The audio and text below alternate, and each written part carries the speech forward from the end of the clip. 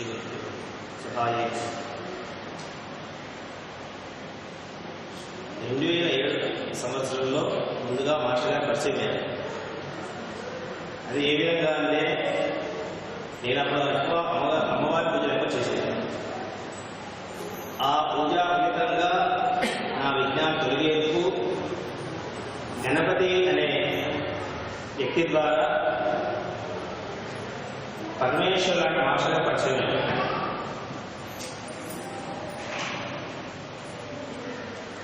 అంతవరకు ఏ గుడికైనా ఏ దేవాలయమైనా షిరిడీకి 30 సార్లు వెళ్తాను, కొల్హాపూర్ వెళ్తాను, అన్ని క్షేత్రాలు తెలియదు. ఏదో తెలియని అసలు వెళ్ళగానే అమ్మవారు దృష్టి పడరు, నాకు కావాలి ఏదేదో అనుకుంటూ దృష్టి పడరు. అంతవరకు తెలియదు. మనకి అమ్మ అడగకుండే ఇస్తుందనే విషయం మనకి అప్పటికే తెలియదు. వెళ్ళగానే నాకు కావాలి ఫస్ట్ దృష్టి ఇచ్చేవారు. ఎప్పుడైతే మాస్టర్ గారు కలిసిన తర్వాత మాస్టర్ గారి సన్నిధిలో కూర్చుని వెళ్ళిన తర్వాత ఆ మార్పు అప్రయత్నంగా మెల్లిమెల్లిగా మార్పు వస్తుంది. అమ్మని అయ్యని ఏది అడగాల్సిన అవసరం లేదు. మనకి ఏది అవసరం ఉందో ఆ సమయానికి ఖచ్చితంగా మనకు వచ్చి ఒకరోజు ఇలాగే అమ్మవారి పూజ చేస్తూ ఉంటే ఆ పూజ మీద దృష్టి కుదరలేదు. పొద్దున్నే 5 గంటలకి మాస్టర్ గారు ఫోన్ చేశారు. ఫోన్ చేసి మాస్టర్ గారు పూజ మీద దృష్టి కుదరలేదు, చికాగా ఉంది, నేనేమంటారు, అసలు నేను ఎవరు నేనేం చేయాలని అడిగాను. ఒకటే నాకు మంత్రం ఇచ్చారు, నువ్వు చేసుకోగా నేను 1 గంట వస్తానని చెప్పాను. సరే పని చేసుకుని 5 to 6 అలాగే నుంచి చేస్తుంది. ఎదురుగా అమ్మవారి పడము కరెక్ట్ గంట కాదని లేచి కట్టగా కొట్టుకుంటుంది. ఫస్ట్ పట్టించుకోలేదు, తర్వాత ఇంకోసారి గట్టిగా ఉంటుంది. అప్పుడు లేచి చూసారు కూడా అమ్మవారు ఎదురుగా పడడం లేచి కొంచెం వైబ్రేషన్ ఇస్తుంది. అన్న నమస్కారం మాస్టర్ గారు వచ్చారు, నమస్కారం చేసుకుని తర్వాత మాస్టర్ గారు ఫోన్ చేసి లక్ష్మీ మాస్టర్ గారు అప్పుడు ఈ మంత్రం కంటిన్యూ చేస్తూ ఈ మంత్రం పాలన చేస్తుంది. అప్పటి వరకు ఎక్కువనే అమ్మవారి మీద నిరంతరంగా చేసేవాడిని. అయ్యవారి మంత్రం చేయడానికి కొంచెం సందిగ్ధుడు. ఇప్పుడు అమ్మవారి మంత్రం వస్తుంది, అయ్యవారి మంత్రం రావట్లేదు. అయితే మళ్ళీ నేను మాట్లాడుతూ చెప్పి నేను ఎప్పుడు అమ్మవారి మంత్రం చేసుకుంటే అయ్యవారి మంత్రం ఇచ్చారు కుదరట్లేదు. అప్పుడప్పుడు అమ్మ స్కూల్ పంపిస్తుందా, ఐడియా పంపిస్తుంది, నువ్వు ఈ ఐడియా పోతే కొన్ని విషయాలు తెలుస్తాయి నీకు, కాబట్టి మంత్రం చేసుకోవాలి. అప్పుడు ఆ మంత్రం చేసుకుంటూ వస్తుంటే అప్రయత్నంగా నేనెవరు అంతవరకు నాకేంటి ఆలోచించేది.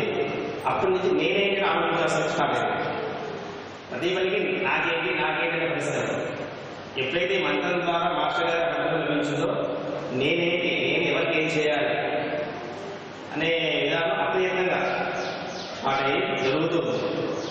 చాలా సంగతి మాస్టర్ గారు ఎప్పుడు నిరంతరము కాపాడుతూ ఉంటారు. ప్రతి అది నాకే కాదు అందరికీ తెలుసు.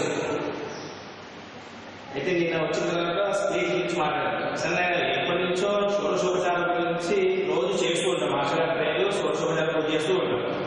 దీని మీద ఒక అవగాహన కలిగింది. మాస్టర్ గారు షోడశోపచారం మీద గురించి చెప్తారు మాట్లాడారు. సరే చెప్పేసేమ్మా అని. అయితే మనం నిరంతరం రోజు షోడశోపచారం పూజ చేస్తాం. మాస్టర్ గారు మనకి ఇచ్చారు షోడశోపచారంలో హోమం. అయితే మనం రెగ్యులర్గా ఒక డ్యూటీ ప్రకారంగా వస్తున్నాము, అమ్మవారికి పూజ చేస్తున్నాము, షోడశోపచారం పూజ చేస్తున్నాము, వెళ్తూ ఉన్నాము.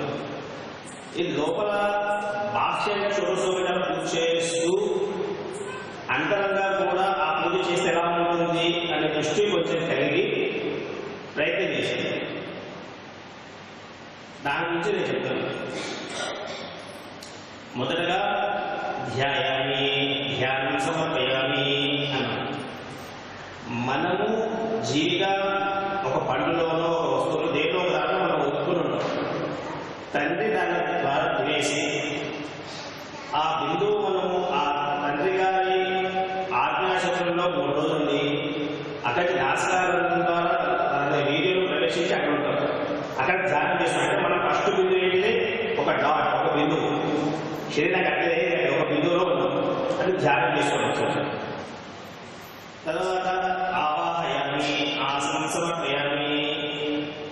దాని తర్వాత యజ్ఞాంత కర్మగా తల్లిదండ్రులు కలిసిన తర్వాత ఆ అమ్మ గర్భంలో పెడతారు. అక్కడ ఆసనముగా సుఖాసీనంగా ఉంటారు.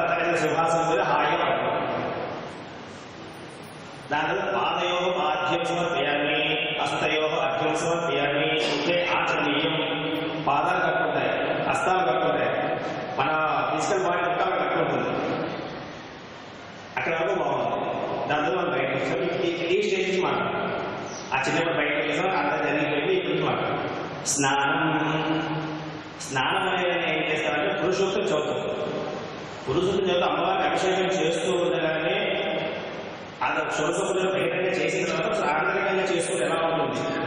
సహస్ర శీర్ష పురుష అని మొదలుపెట్టి శిరస్సు దగ్గర నుంచి పాదాల వరకు ప్రతి అణువును స్పృశించుకుంటూ అనోరణీయ మహోరణీయ అని చెప్పేసి అణువులో ఏముందో వాటిలో అదే ఉంది కాబట్టి అదే వెలుగు ఉంది కాబట్టి ప్రతి అణువు ద్వారా పురుషోత్తం ద్వారా మన బాడీలో ఉన్న వెలుగుని పెంపొందించుకుంటూ వెళ్తూ ఉంటే ఆ విధంగా వెలుగు స్నానం చేస్తాము. దేహానికి ఏదైతే స్నానం చేస్తామో ధ్యానంలో వెలుగు ద్వారా లోపల ఉన్న పక్షాల ద్వారా ఆ స్త్రీ పురుషోత్తం చదువుకుంటూ స్నానం చేస్తాం. స్నానం అయిన తర్వాత వస్త్రం సమర్పయామి. మన కొత్త బట్ట వేస్తే ఎంత కలకలా ఉంటుంది. అలాగే ఈ దేహము అలాగే దేహం ఉంటుంది, కానీ ఆ దేహం లావడము పొడుగవడము పొట్టిగవడం అది కాకుండా ఒక వెలుగు అనేది జనరేట్ అవుతుంది. ఎప్పుడైతే లోపల అన్ని అణువులు వెలుగు పెంపొందించుకొని వచ్చినప్పుడు ఆ బాడీలో తెలియని ఒక కళ ఆరాటపడాలి. ఆ కళ అనేది పెంపొందించుకుంటూ ఆ చూడగానే ఏదో మీకు మార్పు వచ్చింది, అందరినీ ఇలా ఉండేవాడు మొహం చూస్తూ ఏదో అట్రాక్షన్ కనబడుతుంది ఏదో అనేసి ఒక మొహంలో చేంజెస్ వస్తుంది. అంటే ఆ వస్త్రం అంటే దేహం మార్పు అంటే కొంచెం ఆ కోరికలు కొంచెం మార్పు చెందుతూ ఉంటుంది. వస్త్రం తర్వాత యజ్ఞోపవీతం సమర్పయామి. యజ్ఞార్థంగా మనం అక్కడ కర్మని ప్రారంభిస్తే అంటే నేనేంటి అని స్టేజ్ కావాలి. నాకేదే కాకుండా యజ్ఞార్థంగా ప్రతి పని నాకు ఇవ్వబడిందే చేసుకుంటూ వెళ్తే ఏ లాభాపేక్ష లేకుండా మనకు వచ్చేది వస్తూ ఉంటుంది, మనం చేసుకుంటూ వెళ్తాం. ఆ విధంగా యజ్ఞోపవీతం సమర్పయామి నమస్కారం చేసుకుని ఆ యజ్ఞార్థంగా చేసుకుంటూ వెళ్తూ ఉండగా గంధం సమర్పయామి. గంధం వచ్చింది. గంధం అంటే వాసన. మనం పూర్వ జన్మలో చేసుకున్న ఏదైతే వాసనలు ఉన్నాయో అవన్నీ మూడు రకంగా వస్తాయి. ఎప్పుడైతే యజ్ఞార్థంగా మనం చేసుకుంటూ వెళ్తూ ఉంటే ఆ వాసనలు మొత్తము ఒకదానితో క్షాళన అయిపోతూ ఉంటుంది.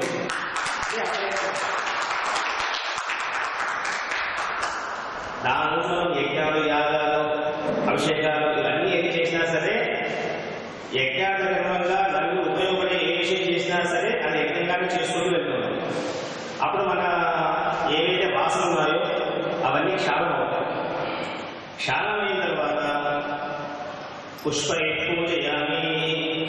అప్పటి వరకు చక్రాలుగా ఉన్న ఏవైతే ఉన్నాయో మనం అనుకుంటామో అవి పుష్పాలుగా మారుతాయి. పుష్పై పూజయామి.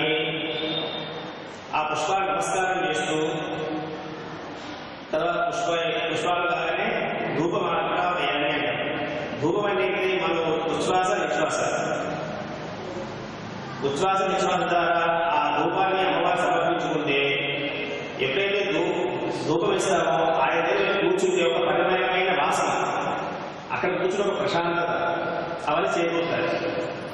అంటే ఎన్నో ఆలోచనల ద్వారా వచ్చి అతని స్థానంలో కూర్చునేవాడు కదా, ఆ ఆలోచననే కట్టేపోయి ఒక మంచి పరిమళమైన వాసన రావడం స్వాగతం. తర్వాత దీపం దర్శయామి. ఆ విధంగా ఎప్పుడైతే ఆ శ్వాసని ధ్యాస పెట్టి ఆ శ్వాస ఉంటుందో దీపం ఆజ్ఞాచక్రంలో ఉన్న దీపం దర్శనం అవుతుంది. దీపం దర్శయామి. ఆ దీపాన్ని నమస్కారం చేసుకొని అక్కడే స్టార్ట్ అవుతుంది. ఎప్పుడైతే అవన్నీ చేస్తున్నామో అక్కడ సిద్ధులు సాధ్యాలు అనుకోవడము అవి ఏ దగ్గర పోతే ఏ పని చేసినా అయిపోతుంది అనే ఒక భ్రమ కనిపిస్తుంది. అంటే అప్పుడు మనం గొప్పలో అయిపోయాం, కొంచెం ఎదిరిగినా మనకు అయిపోయిన ఛాన్సెస్ అక్కడ ఉంటాయి. అక్కడ ఏం చేయాలి? నైవేద్య సమర్పయామి. అంటూ నాది కాదు తల్లి, మొత్తం మీదే, నాదంటూ ఏమి లేదు, మొత్తం సమర్పణగా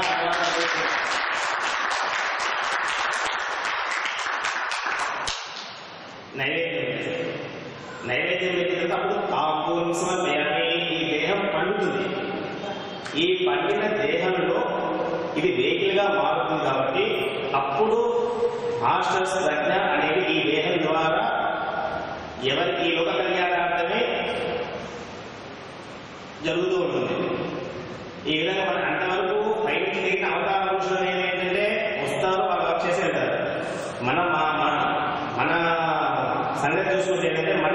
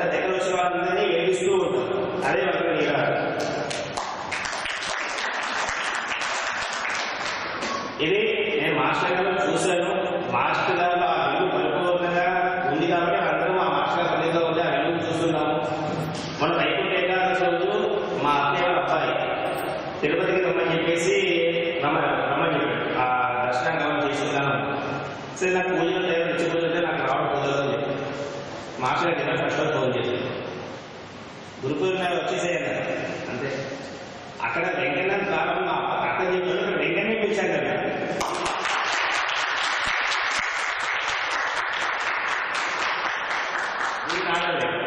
వచ్చి కూర్చోవాల్సిందే.